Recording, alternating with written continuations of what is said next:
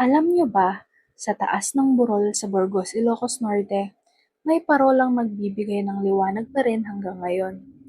Pero alam niyo rin bang hindi lang ilaw ang nagbabantay dito? May nilalang ring hindi umaalis, magmula pa noong panahon ng mga Kastila. Oo, napag-usapan na natin ang Cape Bojador dati, pero ibang-iba ito. Ito ay marahil na paglipasan na ng panahon, nabaon sa limot, at bihira na lang ang nakakaalam. Welcome back sa Spook Talks, The Bari-Bari Files.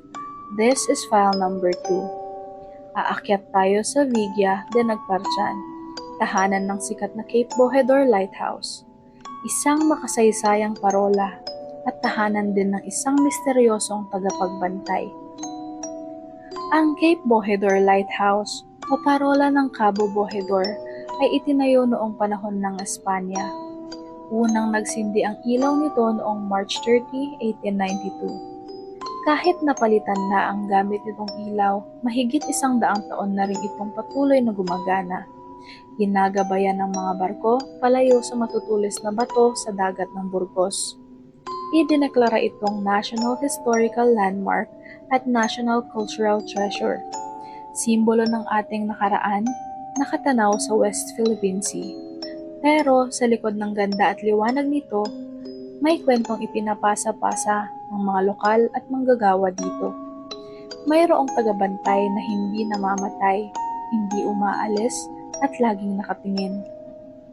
Sabi ng matatanda at mga nakatirang malapit dito, bago pa man itayo ang parola, sagrado na ang burol na ito.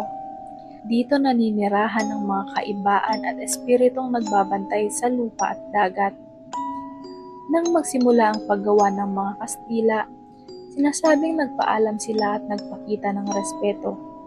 Kaya pinayagan silang itayo ito sa kondisyong ang espiritu ay mananatiling tagapagbantay magpakailanman. Sino siya? Hindi siya laging nakikita.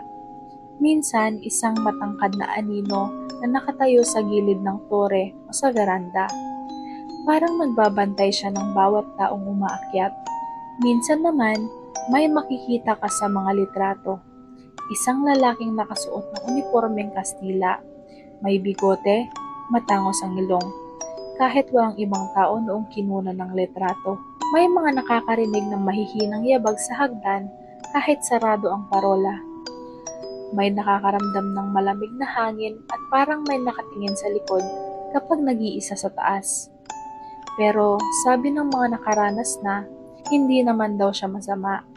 Hindi naman siya nananakit. Nanonood lang siya. Sinisigurado niyang iginagalang natin ang lugar na ito at ligtas ang bawat dumarayo at dumadaang barko. Nung nagkaroon ng malaking pagkukumpuni dito, sinabing naghandog ng atang ang mga matatanda bago nagsimula ang trabaho. Ang atang ay isang ritual na paggalang at alay. Para sabihing, bari-bari apo, aayusin lang namin ito para manatiling maliwanag ang inyong parola. Hindi namin kayo guguluhin.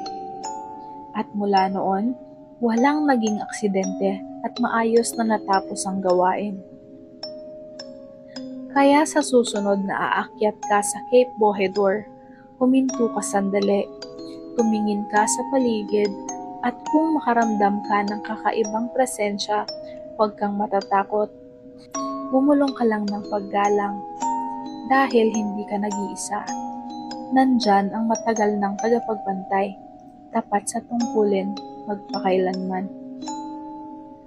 Ang ilaw ng parola ay para sa mga barko sa dagat, pero ang tagapagbantay nito ay para sa mismong lugar.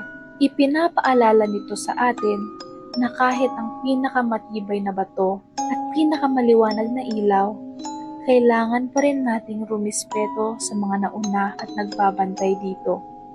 Kayo, nakapunta na ba kayo sa Cape Bojador?